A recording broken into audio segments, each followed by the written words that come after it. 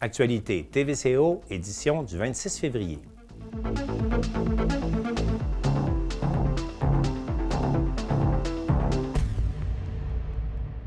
Aux actualités TVCO cette semaine, on va faire un tour d'horizon des nombreuses activités qui vous sont proposées pour la relâche.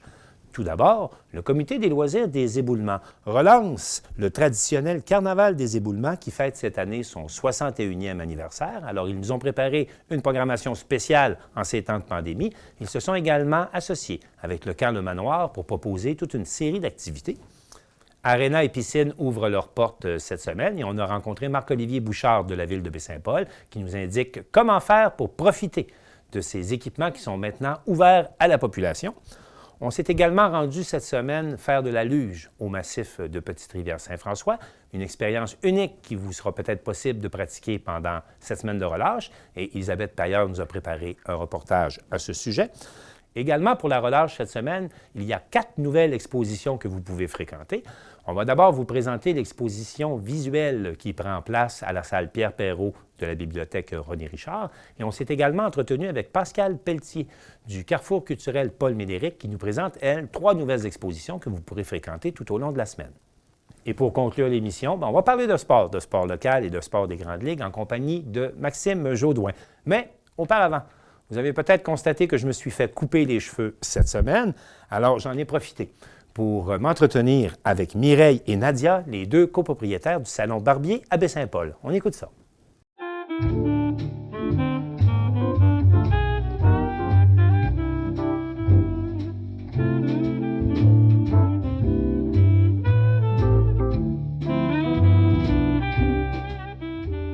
Alors oui, on est en compagnie de Mireille et Nadia du Salon Barbier qui ont accepté gentiment, un, de nous accueillir, puis 2, de répondre à nos questions. Mesdames, bonjour. J'ose pas trop bouger, là. Mesdames, bonjour. Allô? Bonjour. Bonjour. Hey, on a tous vécu durant la COVID l'expérience d'aller chez notre coiffeur, mais moi, j'aimerais ça avoir l'autre côté de la médaille. Bien, ça se passe bien, en fait. Ouais, OK. Oui, ça se passe très bien. Les clients, on est les femmes les plus attendues dans le village en 2021. Nous, on était contents, puis les clients aussi.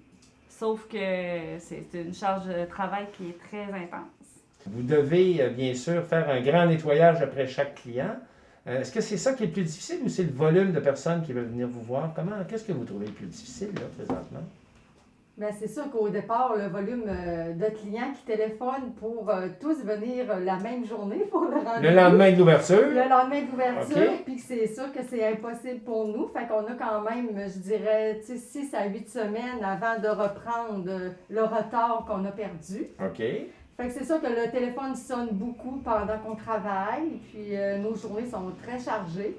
Puis c'est sûr que la désinfection entre chaque client, c'est un rajout là, de travail en plus. Il faut désinfecter entre chaque client tous les outils, le poste de travail, la chaise, la porte, puis avant de faire rentrer l'autre client. Donc, il y a effectivement un surplus de travail qui s'est ramené là, hein? On a 50 de notre journée qui est consacrée au nettoyage. 50, jusqu'à 50 de votre journée? Presque. On calcule un moitié-moitié. Un moitié sur la demi-heure pour couper le cheveu, s'occuper du client, puis l'autre 10 minutes, à peu près 15 minutes pour désinfecter, nettoyer les lieux. Avant, on était sans rendez-vous, fait qu'on faisait un client un après l'autre. Mais là, il faut les mettre sur rendez-vous comme aux 30 minutes, fait qu'on fait beaucoup moins de clients par jour comparativement avant. OK. Puis, c'est sûr que nos journées, on les fait même un petit peu plus courtes parce qu'on travaille 2 fois plus. On fait moins de clients, mais on travaille 2 fois plus, fait qu'on est un petit peu plus fatigué. Fait que c'est sûr que notre rendement en salaire est, moi, je dirais 40 pratiquement 45, de perte. 40, oui. Facile. C'est quand même pas mal important. Oui, c'est très important. Oui, puis on ne peut pas faire trop de journées, s'étirer sur les soirs parce que les bras nous manquent. Parlez-moi un peu de vos clients, comment ils réagissent. Bien, on a beaucoup la clientèle locale, puis des messieurs que ça fait des années et des années qui venaient même avant nous, qu'eux, ils étaient habitués sans rendez-vous et ça les fâche pas mal d'être obligés de prendre un rendez-vous. OK. Puis d'autres, ben, qu'ils aiment bien ça, prendre le rendez-vous parce qu'ils arrivent à l'heure puis ils passent. Tandis que des fois ici, quand il y avait 10, 12 clients qui attendaient, il pouvait être une demi-heure, 1 heure à attendre avant de passer. Puis ça jasait entre eux autres. C'était le fun aussi, c'était convivial. C'était comme le temps des fêtes à l'année. Sauf que... La dynamique a changé Ouais, aussi, c'est ça. sûr. Mais il y a des clients qui sont très contents de nous voir, ça, c'est sûr. Tu sais, sinon, nos sorties, c'est à l'épicerie et à la pharmacie. Là. Comment vous voyez la suite? Je suis curieux de vous Nous, entendre c'est là-dessus. sûr que pour les rendez-vous, nous, en tout cas pour nous, les rendez-vous, ça nous... Vous allège un peu. Ouais, C'est une meilleure qualité de vie pour nous. ouais. OK. Parce qu'on a le temps de dire, bon, de midi à 12h30, on ne prend pas de clients, on mange. Avant, c'était sans rendez-vous, fait qu'on n'avait pas de temps de dîner, pas de temps de pause, pas de... Mesdames, merci beaucoup. Merci beaucoup pour ces beaux commentaires. Bien apprécié. Merci. Ça fait plaisir. Merci.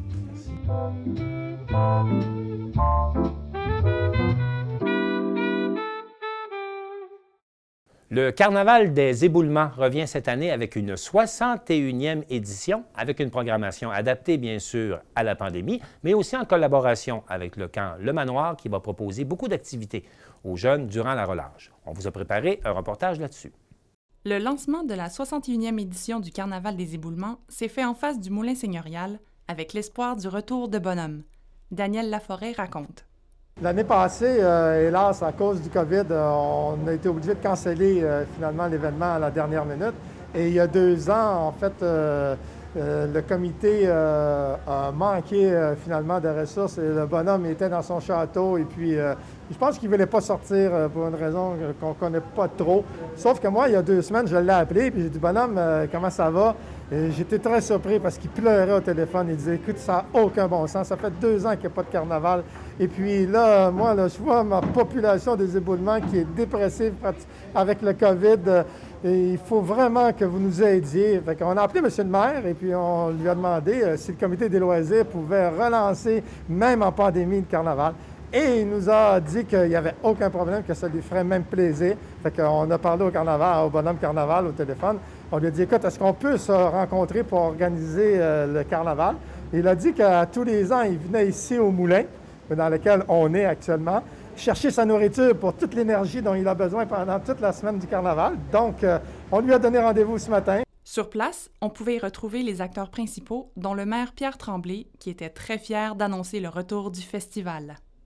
Cette année, c'est tout à fait spécial. Et puis, ce qui est intéressant là-dedans, c'est que les bénévoles se sont bien unis avec la municipalité, avec le camp Le Manoir, pour justement préparer une activité pour la relâche, pour que les familles puissent profiter du grand air et aussi un peu changer un peu le psychologique à cause de notre chère pandémie. Lorsque le carnaval a été inventé, en fait, là, mis sur pied, les premières années, c'était justement pour changer un peu la morosité du mois de février.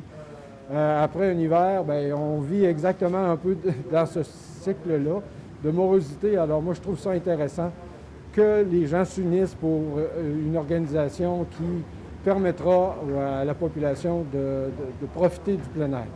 La directrice des programmes du camp Le Manoir, Annick Gauthier, a présenté le concours qui se déroulera en même temps que les activités festives de la semaine de relâche. Ce qu'on a songé organiser, c'est 2 concours qui vont se dérouler durant toute la semaine de relâche. Donc, dans un premier temps, il y a un concours de sculpture qui va se dérouler à partir de demain, le 26 février, jusqu'au 4 mars. Et puis, tout au long de la semaine, on invite en fait tous les résidents des éboulements à ériger une sculpture, soit de neige, soit de glace, peu importe la forme. Ça peut être un bonhomme de neige, ça peut être un château, comme vous voulez.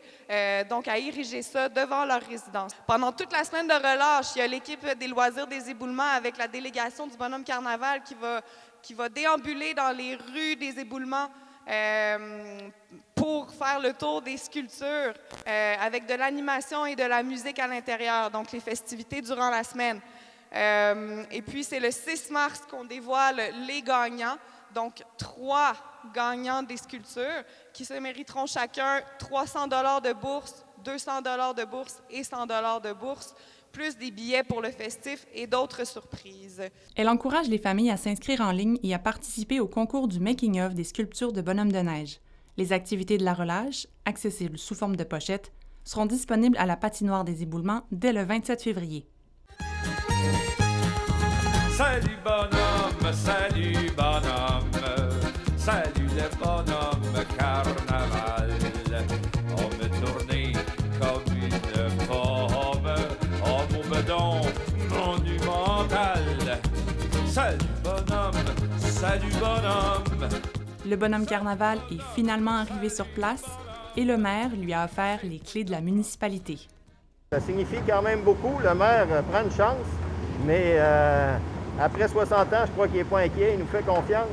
Et puis, j'ai espoir que tous les gens vont s'amuser et puis on va pouvoir en profiter. Ça nous permet justement d'organiser cette activité-là pour la municipalité aux éboulements et puis d'avoir le contrôle de la ville et puis avoir du plaisir. Moi, je vous suggère de participer en grand nombre. Les prix sont extraordinaires. Et puis, amusez-vous, c'est ça qui est important. Prenez de l'air, changez-vous les idées. On a besoin de s'amuser et de profiter du restant de l'hiver qui nous reste. Et faites-nous des belles sculptures. J'ai hâte de voir vos œuvres d'art. Vous pouvez mettre de la couleur, vous pouvez faire tout ce que vous voulez. Il n'y a pas de limite. La seule limite qu'on a mise, c'est une certaine hauteur pour qu'au moins ça soit visible de la rue. Alors, je vous souhaite un très, très joyeux carnaval. Salut bonhomme, salut le bonhomme carnaval. Quand tu parais, il faut voir comme le vieux Québec est jovial. Salut bonhomme, salut bonhomme. La semaine de relâche devrait permettre à plusieurs d'entre nous de pratiquer des activités extérieures, mais nouveauté, il sera également possible de profiter des installations de l'aréna et de la piscine. Et on vous a préparé un petit reportage là-dessus pour vous indiquer comment ça va se passer. À compter du 26 février prochain, il sera possible d'utiliser les arénas et les piscines partout au Québec. J'ai rencontré Marc-Olivier Bouchard, responsable en animation et loisirs, qui nous a expliqué comment ça va se dérouler ici à Baie-Saint-Paul.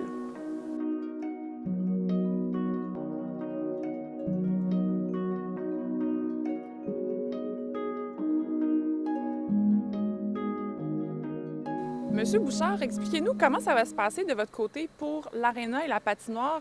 Est-ce que les vestiaires seront accessibles et comment vous allez gérer tout ça? Pour l'aréna, dans le fond, ça va fonctionner comme avant l'arrêt du 9 janvier. Donc, sur réservation, on a une capacité de 12 personnes. Les vestiaires ne sont pas accessibles, cependant, on a une douzaine de chaises en bordure de la glace qui vont permettre aux familles de se changer. Là. Donc, c'est les mesures habituelles, port du masque à l'intérieur, lavage des mains à l'entrée. Puis ensuite de ça, pour l'activité de patin, c'est d'en profiter autant que possible. Puis il va aussi avoir des plages de hockey libre durant la semaine de relâche. Pour la piscine, ça ressemblerait à quoi? Pour la piscine, les vestiaires sont autorisés. Donc, on parle d'une douzaine de personnes pour les périodes d'entraînement, pour la capacité. Puis pour les bains libres familiaux, c'est 18 personnes à la fois qui sont autorisées. Donc, dans l'horaire, vous allez voir, c'est des plages de 1 heure qui sont séparées avec 30 minutes. Ces 30 minutes-là sont pour les transitions entre les groupes, donc le nettoyage de la bordure de la piscine, des vestiaires. Donc, on s'assure d'avoir un environnement qui est sécuritaire autant pour les familles que nos sauveteurs.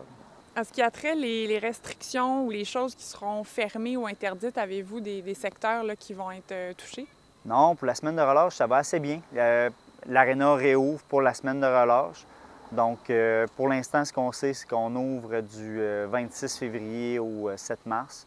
Même chose pour la piscine, ouverture d'une semaine qui est planifiée, on verra pour la suite. Les patinoires extérieurs, habituellement, la semaine de relâche est un moment critique, donc aussi longtemps que Dame Nature va nous permettre de patiner, d'entretenir nos infrastructures extérieures de manière adéquate et sécuritaire, bien, on va pouvoir faire profiter les familles de la patinoire et du sentier de glace. Puis il y a des activités avec la réouverture du carrefour Paul-Médéric, avec la bibliothèque aussi qui vont être disponibles. Et dites-moi, qu'est-ce que les gens doivent faire s'ils veulent se rendre à l'aréna ou à la piscine concernant l'horaire? Donc, on essaie de créer l'habitude depuis le mois de décembre et même un petit peu avant avec la piscine, avec la réservation en ligne. Donc, c'est toujours le meilleur moyen de réserver votre place. Hein, on le sait, les places sont limitées. Donc, en réservant en ligne sur Sport Plus, à partir de 36 heures à l'avance, jusqu'à 2 heures avant le début de l'activité, vous allez pouvoir vous assurer d'une place. Et sinon, bien, dernière minute, il y a toujours le numéro de téléphone des appels téléphoniques qui sont possibles. Pour la patinoire extérieure, c'est le 435-5727 au poste 3. Puis pour l'aréna Luc et Marie-Claude, c'est le 435-6237 au poste 3 également. Et pour terminer, en prévision de la semaine de relâche, vous en avez un peu parlé, il y aura d'autres activités qui seront disponibles, entre autres le sentier de patin. Oui, sentier de patin, justement, au centre éducatif Saint-Aubin. Aussi longtemps que Dame Nature va nous le permettre, on va l'entretenir. Il y a un petit réchauffement il y a eu un petit réchauffement dans les derniers jours, mais il annonce une température assez froide pour la semaine de relâche. Donc ça, c'est super pour nous. Puis, activité à ne pas manquer, c'est notre classique de la semaine de relâche. On va le vivre différemment. Au lieu que ça soit sur une journée unique, on va faire la disco patin, mais sur plusieurs journées. Donc, patinage libre à l'Aréna Luc et Marie-Claude, qui aura lieu les lundis après-midi, mercredi après-midi, puis dimanche également. Peut-être la dernière grande journée là, de 2021 à l'Aréna avant la fermeture. C'est à surveiller, donc. Exactement.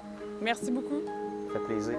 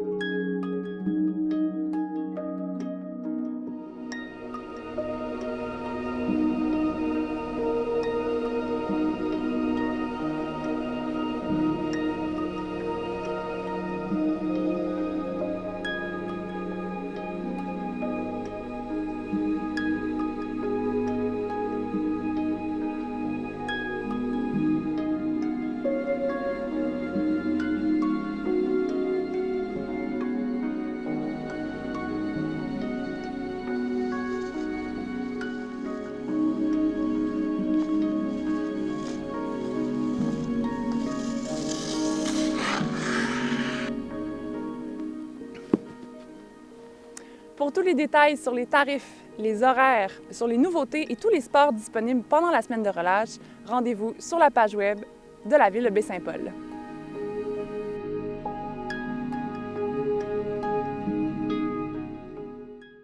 Élisabeth Pailleur, bonjour. Bonjour. Il y a quand même des directives à suivre avant d'aller patiner, même sur les patinoires extérieures. Tout à fait. Et chose très importante à savoir, c'est que la plupart des patinoires dans Charlevoix sont ouvertes. Par contre, c'est très important de communiquer avec la municipalité avant de se déplacer, étant donné qu'il y a un nombre maximal de personnes admissibles sur les glaces, mais également à surveiller au niveau de la température. Donc, si la température n'est pas, est trop clémente, finalement, souvent les patinoires extérieurs sont fermés. Et je crois qu'il est important également, si on veut fréquenter la patinoire intérieure et la piscine à Baie-Saint-Paul, il faut également là, suivre une procédure et puis s'informer là, avant de se présenter, bien sûr. Absolument. Premièrement, il y a un horaire à suivre qui sera disponible en ligne dans la section semaine de relâche sur la ville de Baie-Saint-Paul, mais également pour les inscriptions en ligne. Il faut maintenant s'inscrire. C'est quelque chose qui avait déjà commencé avant la semaine de relâche. Oui. Et il faut s'inscrire en ligne sur Sport Plus. Donc, tout ça est vraiment sur la page de Baie-Saint-Paul, la municipalité de Baie-Saint-Paul. Et normalement, il faut le faire 36 heures avant le début de l'activité et se termine 2 heures avant le début de la plage horaire désirée. Donc, toutes ces informations-là sont évidemment disponibles sur la page de la ville. Et là encore, je pense qu'il est important de le souligner, que ce soit pour les activités dans les équipements intérieurs ou à l'extérieur, tout ça est toujours sujet à changement quand même. Là. Alors, c'est une raison supplémentaire pour bien s'informer avant de se rendre. Là. Exactement. Donc, c'est toujours possible également de le faire par téléphone ou par Internet. Alors là, on vient de parler de patins, de patinoires, de piscine. La semaine dernière, vous nous avez parlé de raquettes. Et là, cette semaine, vous nous parlez de la luge. Absolument, Martin. J'ai pu y aller avec un des caméramans ici. C'était toute une expérience. Je vous laisse regarder le reportage.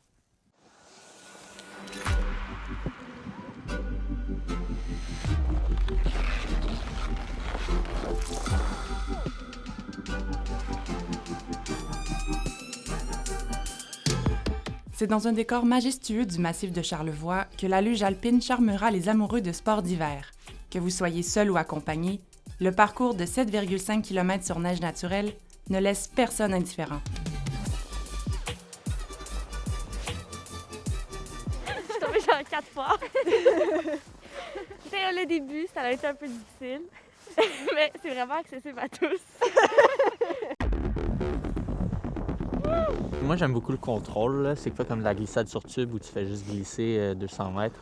Tu as quand même un bon moment où tu peux contrôler vraiment ce que tu vas.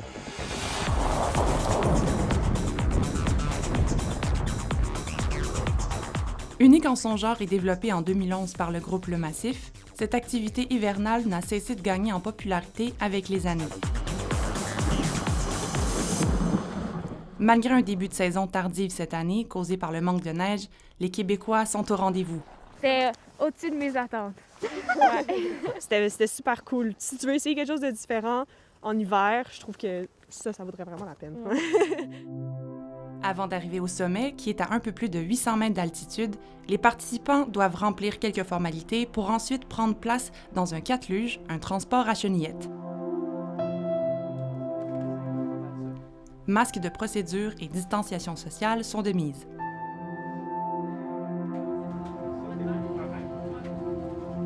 Une fois au sommet, le plaisir est contagieux. Les patrouilleurs donnent les derniers conseils de sécurité aux lugeurs avant de se lancer dans le vide à tour de rôle. Du bonheur à l'état pur.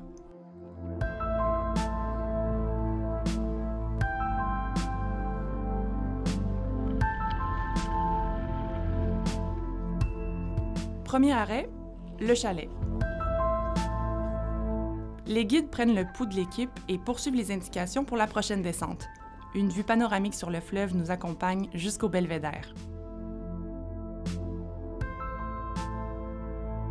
Ici, on fait quelques ajustements avant de poursuivre la descente.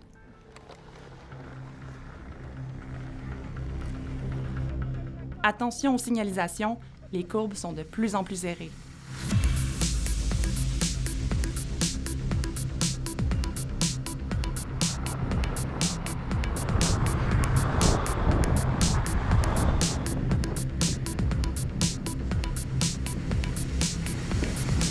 Troisième arrêt, la passerelle Saint-François. Moment contemplatif avant d'entreprendre la dernière descente. Émotion forte garantie.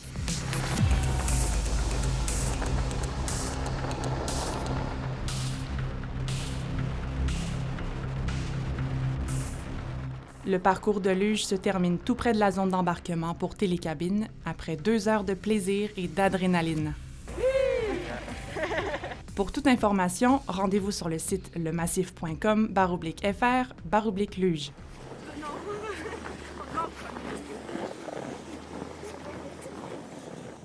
Outre les activités extérieures, il y a également des nouvelles expositions qui sont à l'affiche à Baie-Saint-Paul. On vous en présente une qui est visuelle, qui est présentement à l'affiche à la salle Pierre Perrault de la bibliothèque René Richard. Je vous souhaite la bienvenue pour l'ouverture officielle de l'exposition visuelle édition 2021 sous le thème « Seul et les reliés ». Visuel présente cette année sa 19e édition. Quel a été le défi particulier de réaliser cette exposition? C'était dans un premier temps de rejoindre les gens, de stimuler celles qui n'avaient pas encore participé à l'exposition. Et on a réussi un défi fort parce qu'on a 13 nouvelles exposantes cette année. Ce qui fait que pour nous, on a travaillé beaucoup avec Facebook, on a travaillé avec le bouche à oreille et finalement avec les rencontres, le soutien des centres des femmes. Ça a donné ce résultat-là de 31 exposantes aujourd'hui. Par ailleurs, le Carrefour culturel Paul Médéric présente 3 nouvelles. C'est avec honneur et avec joie d'annoncer le lancement de la 19e exposition. Bien, pour moi, c'est tout à fait représentatif. En fait, 19 ans, c'est presque une génération de femmes qui s'impliquent, en fait, qui veulent partager leurs opinions par rapport à leur réalité, à leur vision, en fait, de la situation des femmes. Donc, pour moi, c'est très symbolique, en fait, 19 ans, donc bientôt 20 ans. Donc, en espérant qu'on puisse avoir une 20e année l'année prochaine. C'est énergisant aussi de voir que vous avez réussi à organiser une exposition comme ça cette année à travers ce qu'on vit. Monsieur le maire, qu'est-ce que ça signifie pour vous, cette 19e exposition visuelle? Bien, moi, je pense que ça nous démontre toute la pertinence, l'impact du Centre de femmes et de ce qu'il fait dans notre communauté puis dans Charlevoix. Et également que les femmes ont quelque chose à dire, à nous dire à travers une exposition comme celle-là, puis ça mérite d'être vu. j'invite les gens le plus possible à venir visiter l'expo, à venir découvrir ça. C'est magnifique, c'est enrichissant, c'est revitalisant aussi. Puis en plus, ça nous amène tranquillement, je pense, vers un renouveau. Hein. Je pense qu'on s'en va vers quelque chose. Puis ça, c'est encourageant.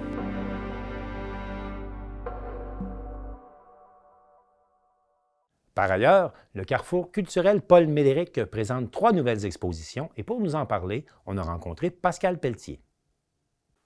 Bonjour et bienvenue, je m'appelle Pascal Pelletier, je travaille ici au Carrefour culturel Paul Médéric et je suis là aujourd'hui pour vous présenter les expositions qui vont être ici du 27 février jusqu'au 6 juin. Donc oui, notre réouverture, c'est le 27 février, samedi.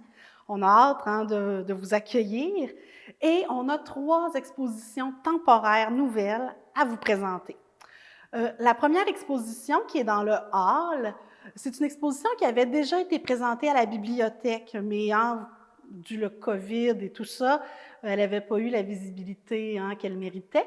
Donc, on a dans le fond ressorti les photos de la CLIC, la Corporation Lumière Images de Charlevoix, qui avait fait une exposition l'an passé sur les villes et villages de la région. Ils étaient partis en safari photo dans des villes différentes et vous allez voir, il y a vraiment un rendu particulier. C'est des points de vue qu'on connaît peu, c'est de toute beauté. Donc, tous ceux qui aiment les paysages, ça vaut la peine de venir voir cette expo-là. La seconde exposition qui est présentée, c'est le crocheté de Mme Claire Thibault. Elle aussi, elle avait été présentée là, à l'automne, juste avant qu'on soit obligé de fermer nos portes. Donc, elle a été présentée peut-être une semaine.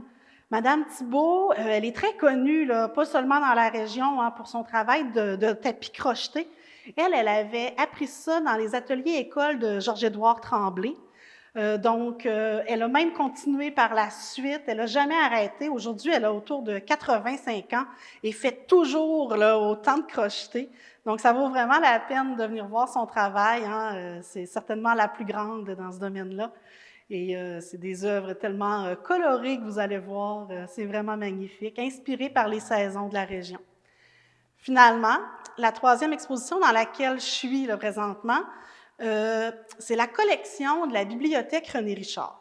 Ça, qu'est-ce que ça veut dire? Ça veut dire que quand on expose à la bibliothèque René Richard, on lègue une œuvre à la fin de notre exposition. Donc là, Madame Ouellette, la directrice, a sorti des œuvres vraiment magnifiques de différents artistes qui ont exposé ici, pas tous de la région, mais beaucoup. Donc, vous allez pouvoir voir le travail de gens quand même assez connus, comme, mettons, M. Rosaire Gravel, qui a enseigné l'art plastique, ou sinon, M. Bertrand Tremblay, qui est un maître en peinture, qui est très connu aussi par ici. Vous allez voir le travail de Marie-Renée Otis, une photo de François Rivard, des œuvres de Jocelyn de la Rosebille, qu'on connaît bien dans la région, ou même encore les peintures avec coquilles d'œufs de Mme Jacqueline Tremblay, et encore plein d'autres choses. Donc, ça vaut vraiment la peine de venir voir comment cette collection est riche et diversifiée. Il y a vraiment des choses magnifiques. Alors, ça va être un plaisir pour nous de vous accueillir au Carrefour culturel. Ayez pas de crainte, les mesures sanitaires sont super bien appliquées ici. Il y a des flèches pour suivre des directions, on garde le 2 mètres, on porte nos masques bien sûr, on se lave les mains quand on arrive, mais tout est sécuritaire. Il y a même des stylets là, pour pas toucher les écrans tactiles de mes expositions permanentes. Donc, inquiétez-vous pas, il n'y a pas de risque à venir nous voir et ça va vraiment nous faire plaisir.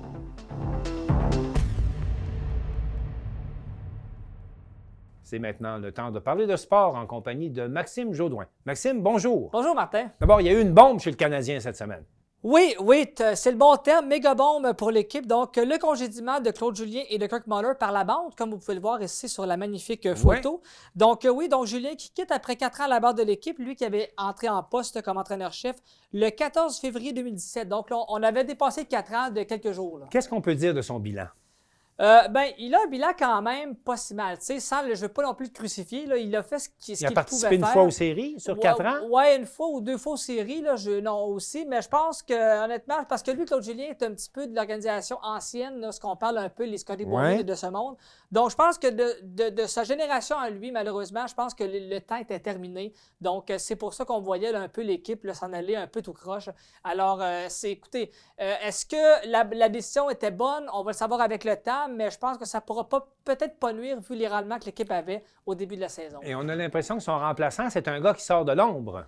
Oui, Dominique Ducharme, lui, qui est entraîneur adjoint avec Julien, justement. Qu'on connaissait pas. Qu'on connaissait pas. En fait, plus ou moins. En fait, plus ou moins. Il était dans l'ombre. Vous savez que Dominique Ducharme, par contre, ce n'est pas un deux de pique. Hein. Il a une feuille de route assez bien garnie parce qu'il a coaché à l'IFAX longtemps dans la LHJMQ. Il a remporté des médailles. Il a une feuille de route bien huilée, même s'il n'a pas d'expérience avant comme entraîneur-chef. Sa feuille de route était assez bien garnie quand même. Donc là, on a confirmé qu'il va être par intérim jusqu'à la fin de la saison. Ça, c'est assuré. L'an prochain, est-ce qu'il va demeurer comme entraîneur-chef officiel? On ne sait pas encore. Ça va dépendre de la saison qu'il va livrer à Marc Bergevin. Mais présentement, là, on lui laisse la charge. Je pense qu'on va le laisser aller. Et on va voir parce que le Canadien joue beaucoup de matchs dans les prochaines semaines. Hein? Oui, écoutez, là, si vous avez regardé un peu le calendrier du mois de mars et d'avril, là, écoutez, c'est des parties en 2 soirs, parfois des rapprochés. Donc là, depuis le début de l'année, là, on l'a eu facile, mais là, présentement, je me plais à dire que le gros test s'en vient pour les 2 prochains mois. À voir. Un autre test qui s'en vient, c'est les Blue Jays qui commencent leur match pré-saison. Oui, alors ça va commencer ce dimanche contre les Yankees de New York, donc les puissants bombardiers du Bronx, comme on l'appelle dans le jargon du sport. Maxime, ils sont-ils en confinement à New York, les Blue Jays? Comment ça fonctionne? Oui, les Blue Jays, eux, présentement, sont en Floride. Donc, oui, c'est des matchs à huis clos, pas spectateurs. Donc, encore une fois, c'est le même principe que partout. C'est l'aréna, domicile, et on fait un peu le va-et-vient, mais il n'y a pas de restaurant, il n'y a pas de bar, il n'y a pas rien de ça. Donc, c'est vraiment 2 endroits qu'on voyage et ça s'arrête là. 2 bulles. Oui, 2 bulles. Et on n'a pas le choix vu les circonstances, comme on connaît, de la pandémie. Et là, ce qui va être intéressant, c'est que ça commence dimanche et il va y avoir des matchs à tous les soirs en pré-saison pour les Jays jusqu'au 15 mars. Et là, notamment, on va avoir les Orioles de Baltimore, les Pirates de Pittsburgh et, entre autres, les Tigers de Détroit. Ça veut dire pratiquement une grosse semaine et plus à avoir du baseball à tous les soirs pour les amateurs des Jays. Plus le hockey. Plus le hockey. Alors, tous ceux qui ont été en manque au début de la pandémie sont en train de se reprendre. Oui, mais écoutez, comme dirait mon père, on n'a rien eu pendant 6 mois, puis là, tout arrive en même temps. Donc, c'est un peu... Oui, c'est vrai, je vais lui donner raison là-dessus. Et parlant de tout qui arrive en même temps, il y a aussi, maintenant, on l'appelait l'Impact, mais il y a le FC Montréal aussi qui commence sa saison. Oui. Sans coach. Oui, sans coach. Donc, c'est Thierry Ça va Henry bien. qui a quitté son poste. Lui, c'est pas un congédiement. Il a quitté pour des raisons dites familiales. Il faut juste faire la différence. Il faut savoir qu'avec la pandémie, c'est des matchs à huis clos, comme on en parlait tantôt. Donc, certaines n'ont pas vu leur famille depuis très, très longtemps. Donc, c'est une des raisons. En fait, c'est la raison principale pour laquelle Henry est parti, c'est pour sa famille. Mais par contre, il n'a pas fait de plaisir. C'est pas de gaieté de cœur qu'il a quitté l'équipe. Mais bon, il sentait que la famille commençait à passer un peu plus en avant que son sport, et c'est pourquoi qu'on l'a sauvé. Je reste avec mon impression que le FC Montréal, c'est des portes tournantes. On est rendu à 4 coachs en 4 ans, des joueurs qui changent constamment. Exact. Puis là, même Laurent Simon qui a annoncé son retour dans l'organisation, le GFC Montréal. Donc oui, je pense que porte tournante, Martin, c'est effectivement le bon terme. Je ne trouve pas mieux, alors je vais l'acheter. Merci. En terminant, puis c'est une belle nouvelle, là. Oui. Une grosse nouvelle au niveau du sport local. Il y aura un premier 100 000 de courses à Baie-Saint-Paul. Oui, donc premier 100 000 de course. Donc, c'est l'organisation du Québec Mega Trail, comme vous le voyez ici sur la photo, qui va présenter cette course mythique. Donc, 100 000, alors on parle de 160 km. C'est hallucinant. Vraiment, là, je me passe en forme, mais quand je vois des nouvelles de la sorte, je me rends compte que j'ai des croûtes à manger, mesdames, messieurs. Alors, le départ est prévu ici à Baie-Saint-Paul pour se conclure au Mont-Sainte-Anne. Donc, c'est un gros trajet. Là. Pour ceux qui savent c'est où le Mont-Sainte-Anne, c'est pas ma baie Baie-Saint-Paul, ça, là. Et là, on dit que ce genre de course-là attire des athlètes de partout à travers le monde. Oui. Parce que ça en prend quand même beaucoup. C'est sûr. On ne doit pas en avoir que 300 au Québec là, qui sont capables de courir 165 km. Là. Exactement. Donc oui, habituellement, on a des athlètes qui viennent de partout, mais là, ça va être plus restreint, comme on connaît avec les frontières, etc., les à huis clos. Alors là, présentement, on donne un maximum de 39 heures aux participants pour compléter l'épreuve parce que, tu sais, on n'a pas une semaine pour faire ça. Là. 160 kilomètres. En 39 heures. En 39 heures. Ça, c'est le temps requis pour ne pas se faire ramasser par la voiture balai. Exactement. Donc, en tout cas, j'espère que les sportifs sont prêts mentalement pour faire cette course-là parce que 39 heures, c'est quand même... faut s'habituer. En terminant, Maxime Oui. Jaudoin, vous nous rappelez les dates, s'il vous plaît? Oui, alors du 1er au 4 juillet 2021. Maxime Jaudoin, merci beaucoup. Ça fait plaisir.